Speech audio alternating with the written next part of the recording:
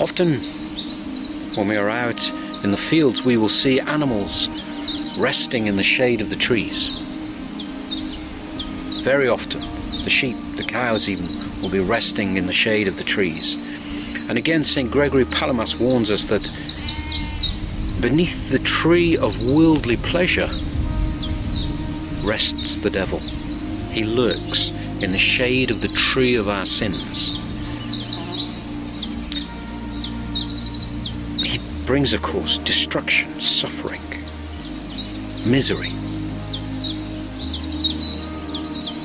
Love for God is the beginning of every virtue, and love for the world nurtures evil within us. Love of the world cultivates rejection of holiness, rejection of God. If we love the world and the things of the world, we are rejecting God.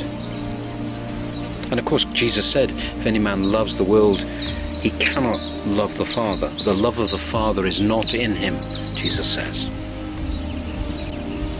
And love of the passions, love of evil, love of worldly desires separates us from God. And we need to go further. We need to take a step back and look at ourselves carefully, because love of the pleasures of the senses, touch, smell, taste, and so on, these are the causes of the love of the world, and they cause them to grow in us.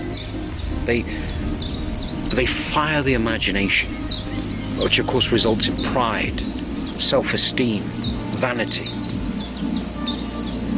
And within these passions is mixed suffering and death. Only the pure love of God is free of suffering. Only when we truly love God are we able to escape the thorns, the thistles that we will cultivate and cause so much pain, not just within ourselves, within others. We must be clear. The world deceives us by promising pleasure, but in reality always brings pain. Always. And the world's deceit starts with the devil, who of course, as Jesus said, is the prince of this world. The devil and his deceit, he is the prince of this world. In John 12, Jesus says, he calls him the prince of this world. Satan of course is the ruler of darkness, of suffering, but he has no real authority over the world or of heaven. Not in that sense. No real authority. Only over those who give themselves to evil, give themselves over to sin. We make ourselves slaves of the devil when we reject holiness, when we choose sin.